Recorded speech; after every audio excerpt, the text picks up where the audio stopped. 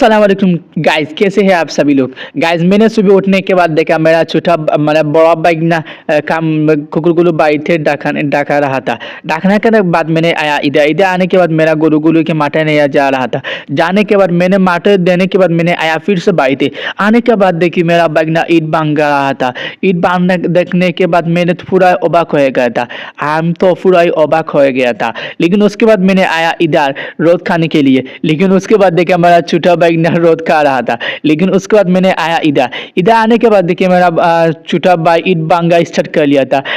ईद बांगा start करने के बाद मैंने आया इधर मेरा आया इधर आने के बाद मेरा बीमगुरु देख रहा था काज करो की होया की ना तारপরে मैं आया इधर मैं कहा था ईद बांगा एक बांगा बागना पड़ेगा।